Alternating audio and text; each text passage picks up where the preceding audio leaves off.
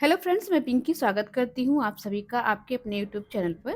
Friends, आज की इस वीडियो में 40 चेस्ट साइज में बेल्ट वाले ब्लाउज की कटिंग का वीडियो आपके साथ शेयर करूंगी। आज का जो वीडियो है एक रिक्वेस्टेड वीडियो है। एक सब्सक्राइबर का रिक्वेस्ट आया था और उन्होंने अपना पूरा मेजरमेंट दिया है। उनका जो नाप है मैं स्क्रीन पर लगा रही हूँ, जिसमें ब्लाउज की अपर चेस्ट 38 इंच की है, फुल चेस्ट 40 है, शोल्डर 14 इंच का है और लंबाई भी 14 इंच की है। पीछे का गला 10 इंच डीप है और आगे का गला 7 इंच है। ब्लाउज की जो कमर है वो 36 इंच की है।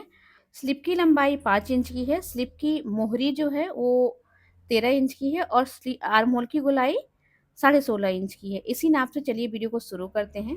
सबसे पहले तो फ्रेंड देखिए, यहाँ पे अस्तर को डबल फोल्ड करके रख लेना है और एक लाइन मार्क करके सीधा कर लेना है। इसके बाद यहीं से हमें ब्लाउज की लंबाई लेनी है।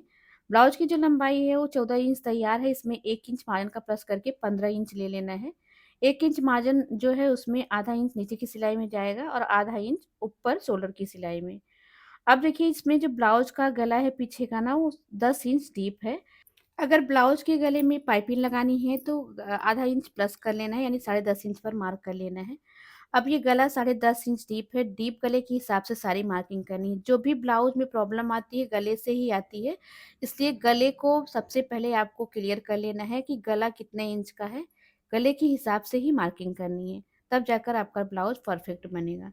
यहाँ पे देखिए, हमारा जो ब्लाउज का शोल्डर है ना वो 14 इंच का है, तो उसका आधा करके लेंगे 7 इंच। अब जब गला 10 इंच डीप है ना, तो उसमें से हमें शोल्डर में से 2 इंच कम कर देना है। अगर यहीं पर आपका गला 8 इंच का है या फिर इससे बड़ा है, इससे छोटा है, फिर आपको शोल्डर भी कम ज़्यादा करना होगा। ये 10 इंच गले के हिसाब से शोल्डर हमने 5 इंच लिया है। आर्म होल मैं यहाँ पर 5.5 इंच ले रही हूँ। अब देखिए, हम लाइन को सीधा कर लेंगे इस तरीके से। तो शोल्डर हमने 5 इंच लिया है, आर्म होल 5.5 इंच ले लेना है। चेस्ट की लाइन को मार्क करेंगे। देखिए, यहाँ पर हमारे पास ब्लाउज की अपर चेस्ट है, तो हम अपर चेस्ट के हिसाब से मार्किंग करेंगे। अपर चेस्ट हमारी 38 इंच की है, उसका चौथा भाग लेंगे 9.5 इंच। अगर आपके पास अपर चेस्ट का नाप नहीं है तो फिर आप फुल चेस्ट का चौथा भाग लेके उसमें से आधा इंच कम कर देंगे। तो यहाँ पे हमने 9.5 इंच अपर चेस्ट की मार्किंग करी है, 2 इंच का मार्जिन लिया है। कमर 36 इंच की है, उसका चौथा भाग लेंगे 9 इंच। तो यहाँ पे आप देख सकते हैं फ्रेंड्स कि 9.5 इंच की चेस्ट है और 9 इंच की कमर है, तो ज़्यादा अंतर नहीं है कमर और चेस्ट में, तो हम टक्स की मार्किंग नहीं करेंगे। तो आपको भी ऐसे ही करना है। अगर चेस्ट और कमर में ज़्यादा अंतर नहीं हो तो फिर डीप नेक गले में टक्स की मार्किंग नहीं करनी है। इससे परफेक्ट पार्ट आपका पीछे का बनेगा, बिल्कुल भी क्रीच नहीं आएगी। हमने कमर का चौथा भाग 9 इंच लिया है, 2 इंच का मार्जिन लेकर के इस तरीके से कटिंग और फिटिंग की लाइन को मार्क कर लिया है। अब देखिए फ्रेंड्स, आर्म होल का शेप देने के लिए क्या करना है, अगर आप शोल्डर के बराबर यहाँ पर भी ले लेंगे तो पीछे का पल्ला यहाँ पे कम पड़ जाएगा, जिसकी वजह से यहाँ पे खिंचाव आएगा। खिंचाव आने से कपड़े पर लाइनिंग दिखेगी, इसलिए आपको यहाँ पर ना आधा इंच बढ़ा कर लेना है। जितना आपका शोल्डर है उससे आधा इंच ज़्यादा लेना है। यहाँ पे आपका जो भी साइज हो, आपको जितना आपने शोल्डर रखा है उससे आधा इंच यहाँ पर बढ़ा कर लेना है, जब गला 10 इंच डीप है। अब देखिए, आर्म होल की लाइन को ऐसे आधा कर लेना है। आधा करने के बाद देखिए, यहाँ से यहाँ तक की लंबाई नाप लेनी है। जितना आ रहा है उतना इधर भी नाप लेना है और फिर यहीं से हमें आर्म होल का शेप देना है। ऐसे डॉट डॉट करके पहले शेप दे देना है, इसके बाद इस शेप को परफेक्ट कर लेना है। हमने आर्म होल की मार्किंग कर ली है, पर हमें आर्म होल की गोलाई भी नापना ज़रूरी है।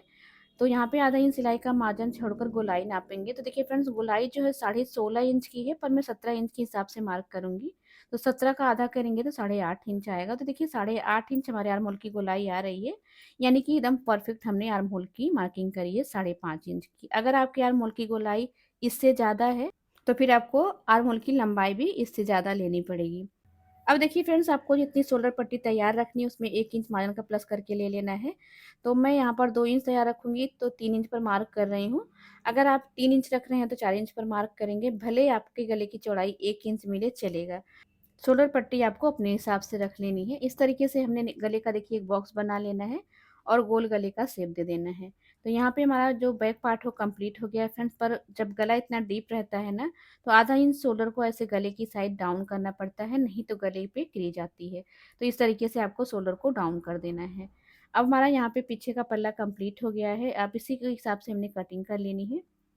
इसी बैक पार्ट को रख के हमें सामने वाले पल्ले की भी मार्किंग करनी है। तो चलिए हम बताते हैं फ्रेंड्स कैसे इसकी मार्किंग करनी है। सबसे पहले तो देखिए अस्तर को ऐसे हमने घुमा लिया है और यहाँ पे सबसे पहले आधा इंच हुकाई की पट्टी का मार्जिन ले लेना है, क्योंकि आगे का जो ब्लाउज है फ्रंट ओपन है, खुला हुआ रहेगा, ब्लाउज में बटन लगेगी। इस तरीके से फ्रेंड्स हमने हाफ इंच हुकाई की पट्टी का ले लिया है। अब इसी लाइन के पास पीछे वाले पल्ले को रख लेना है और अब हमें सबसे पहले लंबाई में 1.5 इंच बढ़ा लेना है। तो देखिए फ्रेंड्स हम यहाँ पर 1.5 इंच बढ़ा रहे हैं, क्योंकि इसमें हमें बेल्ट की कटिंग करनी है और टक्स की भी मार्किंग करनी है, इसलिए हमें 1.5 इंच लंबाई को बढ़ा कर लेना है। अब देखिए पीछे का गला हमारा 10 इंच डीप है, पर आगे का गला 7 इंच डीप है। तो 7 इंच जब गला डीप है फ्रेंड, तो शोल्डर भी हमें और बढ़ा कर लेना है। जैसे कि देखिए यहाँ पे हमारा शोल्डर 7 इंच का है। हुकाई की पट्टी को छोड़कर देखिए यहाँ से 7 इंच लेना है। पीछे का गला 10 इंच डीप था, तो हमने शोल्डर 2 इंच कम किया था, पर आगे का गला हमारा 7 इंच डीप है, तो शोल्डर हम 1.25 इंच कम करेंगे, ये देखिए। तो अब हमारा जो शोल्डर हमको मिलेगा वो मिलेगा 5.25 इंच, यानी 5.5 इंच और 2 पॉइंट और। तो इस तरीके से हमें शोल्डर लेना है। और पीछे की जो चेस्ट है वो हमने अपर चेस्ट के हिसाब से मार्क करी है, पर आगे की चेस्ट को फुल चेस्ट के हिसाब से मार्क करना है। तो आधा इंच उकाई की पट्टी का छोड़ के देखिए फुल चेस्ट के हिसाब से हम मार्किंग करेंगे। फुल चेस्ट 40 इंच की है, उसका चौथा भाग 10 इंच लेंगे और फिर यहाँ से 2 इंच का मार्जिन लेंगे, यानी कि हमें आगे का चेस्ट आधा इंच बढ़ा कर लेना है। आपका जितना फुल चेस्ट है उसके हिसाब से लेना है। इसमें हमारा चेस्ट 10 इंच है, तो हमने 10 इंच के हिसाब से लिया है, तो आधा इंच हमारा चेस्ट बढ़ा हुआ है आगे का। अब जितना यहाँ पे आ रहा है उतना ही हमें कमर के पास भी ले लेना है और ये वाली लाइन एकदम नीचे से ऊपर से नीचे तक सीधा कर लेना है। देखिए इस तरीके से, ऐसे ही आपको भी करना है अपने नाप के हिसाब से। बहुत ही परफेक्ट तरीका है फ्रेंड्स। तो हम क्या करते हैं, अक्सर हम लोग पीछे का पल्ला रख के पीछे के पल्ले के बराबर ही शोल्डर और चेस्ट को ले लेते हैं, जिसकी वजह से हमारे ब्लाउज में प्रॉब्लम आती है। तो आपको हमेशा ना पीछे के पल्ले को रख कर ही आगे के पल्ले की मार्किंग अगर आप कर रहे हैं, तो आपको गले के हिसाब से शोल्डर को बढ़ाना है और चेस्ट को भी बढ़ा लेना है। और अब हम क्या करेंगे कि यहाँ से पीछे वाले पल्ले को हटा लेंगे फ्रेंड्स। अभी सबसे पहले हमें देखिए शोल्डर वाली लाइन को सीधा कर लेना है। तो यहाँ पर गला हमारा 7 इंच डीप है, तो 7.5 इंच पर मार्क करेंगे। अगर पाइपिंग लगा रहे हैं, अगर पलटने वाला गला बना रहे हैं, तो 7 इंच ही गला रहेगा।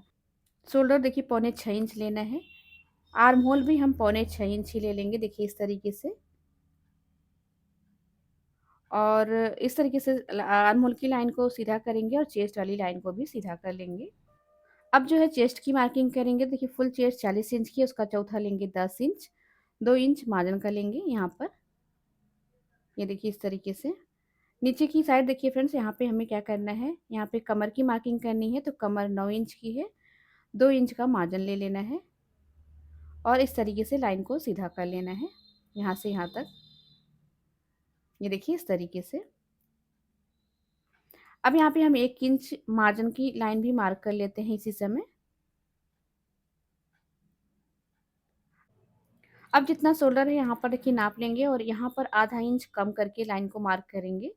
आगे के पल्ले में गहराई रहती है, इसलिए आधा इंच कम करके मार्क करना है।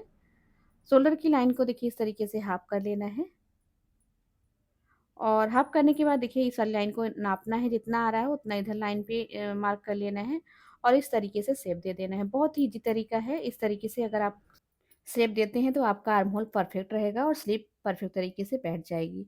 शोल्डर पट्टी 3 इंच ले लेंगे, बाकी गले की चौड़ाई में ले जाएंगे और लंबाई यहाँ पे देखिए हम 7.5 इंच ले रहे हैं। आप अपने हिसाब से लंबाई रख लीजिएगा। यहाँ पे हमें एक बॉक्स बना लेना है और गले पे शेप दे देना है। तो गोल गले का शेप हम यहाँ पर बनाएंगे फ्रेंड्स, देखिए इस तरीके से।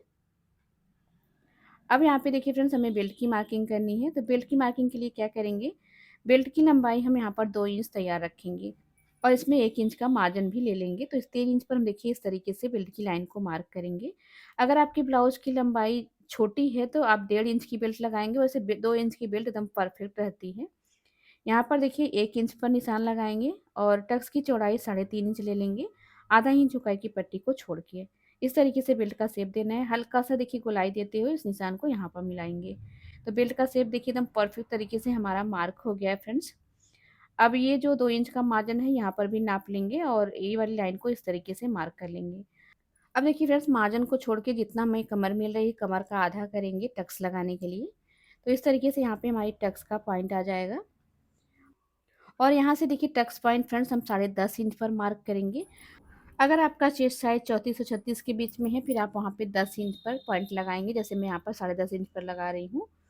तो इस तरीके से आपको साइज़ के हिसाब से टक्स पॉइंट की मार्किंग कर लेनी है। अब इस पॉइंट से 1.5 इंच नीचे आएँगे और यहाँ तक हम टक्स की लंबाई को रखेंगे। ये देखिए इस तरीके से। और अब देखिए यहाँ पे गले और बेल्ट के बीच का जो पार्ट है उसको आधा करेंगे और टक्स के बीच की जो दूरी है वो 2.5 इंच का हम रख रहे हैं, देखिए यहाँ से यहाँ तक। और इस लाइन को यहाँ से मार्क कर लेंगे। ये देखिए इस तरीके से। अब इस तरीके से इधर की साइड फ्रेंड्स 2 इंच ऊपर की साइड एक मार्क लगाएँगे और टक्स के बीच की दूरी 2.5 इंच रखेंगे और इसको भी यहाँ पर मिला देंगे। अब देखिए आर्म होल वाले टक्स के बीच की दूरी भी हम 2.5 इंच ही रखेंगे। इस तरीके से सभी टक्स के बीच में 2.5 इंच की दूरी रखना है। जब आपका इससे कम साइज़ है तो आप 2 इंच रखेंगे और कम साइज़ है तो 1.5 से पौना 2 इंच रख सकते हैं। इस तरीके से चारों टक्स की मार्किंग हमने कर ली फ्रेंड्स। अब हमें इसका साइज़ कितना रखना है, इसके लिए हमें पहले बेल्ट को कटिंग कर लेना है। तो मैं पहले यहाँ से बेल्ट को कटिंग कर लेती हूँ, इसके बाद मैं टक्स का साइज़ रखना आपको बताती हूँ। यहाँ पे देखिए फ्रेंड्स हमने बेल्ट को कट कर लिया है। अब इस तरीके से बेल्ट को रखने के बाद देखिए जितना कपड़ा यहाँ पे साइड में बच रहा है इसको नाप लेना है। यहाँ पर 1 इंच का कपड़ा बच रहा है फ्रेंड्स, इसी 1 इंच को आधा-आधा करके इस वाली टक्स की मार्किंग कर लेंगे। देखिए आधा इंच इधर मार्क करेंगे, आधा इंच इधर करेंगे, तो 1 इंच की टक्स हमने यहाँ पर लगा लेना है, इस तरीके से। इस वाले टक्स को लगाने के बाद आर्म होल वाली टक्स को लगाएँगे, तो आर्म होल वाली टक्स जो है वो हमें आधा इंच की लगाना है, यानी कि पाव इंच दोनों साइड से लेंगे, कुल मिलाकर आधा इंच की टक्स यहाँ पर हमारी आएगी। तो ये देखिए यहाँ पे हमने आधा इंच की टक्स लगा ली है। और ये वाली टक्स जो है हम आधा-आधा इंच की लगाएँगे, यानी कि पूरी मिलाकर हमें यहाँ पर 1 इंच की टक्स लगानी है।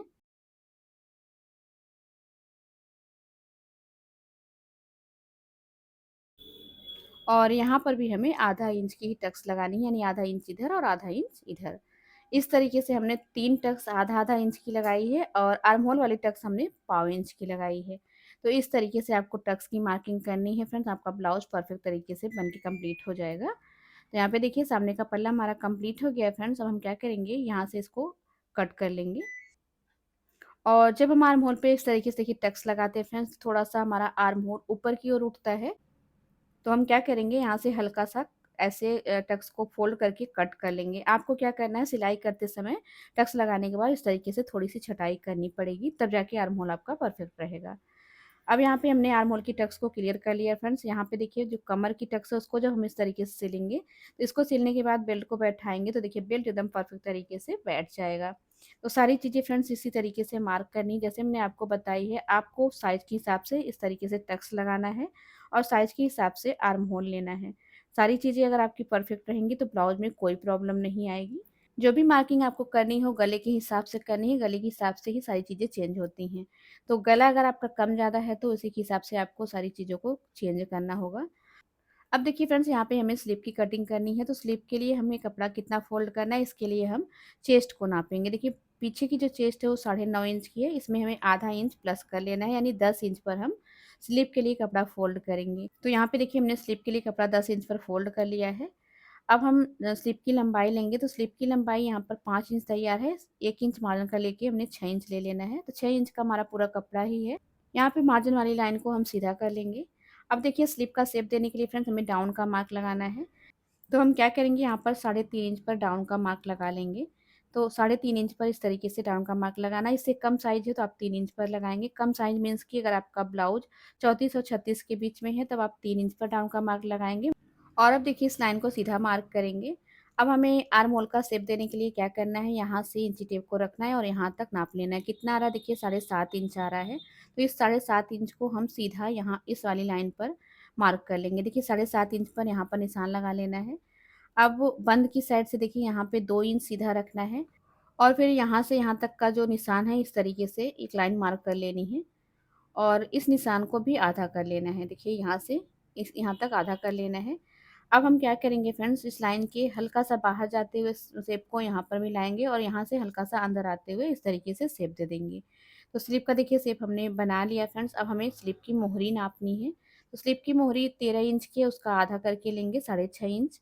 2 इंच यहाँ पर मार्जिन का ले लेना है, मार्जिन जितना आपने अपने ब्लाउज़ में रखा है उतना ही यहाँ पर रख लेना है। इस तरीके से कटिंग और फिटिंग की लाइन को मार्क कर लेना है। बहुत ही परफेक्ट तरीका है फ्रेंड, बहुत ही परफेक्ट। तो इस तरीके से देखिए हमने स्लिप की मार्किंग कर ली, इसकी कटिंग कर लेते हैं। अब देखिए फ्रेंड्स, हम क्या करेंगे, इसमें गहराई देंगे। गहराई देने के लिए इस तरीके से स्लीव को थोड़ा-सा आगे-पीछे करना है। थोड़ा-सा मतलब कि देखिए हमने 1 इंच आगे-पीछे किया है। इस तरीके से करने पर ऊपर की साइड आपको कपड़ा देखिए एक्स्ट्रा दिख रहा है, उसको इस तरीके से कट करके बराबर कर लेना है। तो इस तरीके से फ्रेंड्स हमारे स्लीव में गहराई आ जाती है बहुत ही आसान तरीके से। तो यहाँ पे हमारी गहराई आ चुकी है, आप देख सकते हैं। तो ये बहुत ही परफेक्ट तरीका है फ्रेंड्स, इस तरीके से भी आप कर सकते हैं। अब पीछे के आर्म होल पर हमें स्लीव का आर्म होल नाप लेना है। देखिए सही है कि नहीं, अगर कम ज़्यादा हो रहा है तो आप इसी समय अपने आर्म होल को सही कर सकते हैं। तो देखिए क्या करना है, यहाँ पे आधा इंच का मार्जिन छोड़ के इस तरीके से स्लीव को रखना है और ऐसे नापते हुए देखिए आना है। आप देख सकते हैं कि हमारा स्लीव आर्म होल पर एकदम परफेक्ट तरीके से बैठ रहा है, बिल्कुल भी कम ज़्यादा नहीं है। अगर आपका स्लीव कम ज़्यादा हो रहा है फ्रेंड्स, तो इसका मतलब आपका आर्म होल कम ज़्यादा है, फिर आपको आर्म होल को सही कर लेना है इसी समय, क्योंकि सिलाई करने के बाद आपका आर्म होल सही नहीं होगा। यहाँ पर हमने ब्लाउज की कटिंग कंप्लीट कर ली है फ्रेंड्स। आपको आज की वीडियो कैसी लगी कमेंट करके ज़रूर बताइएगा। वीडियो अच्छी लगी तो वीडियो को लाइक करके शेयर कर दीजिएगा। अभी तक आपने चैनल को सब्सक्राइब नहीं किया, सब्सक्राइब कर लीजिएगा। Thank you.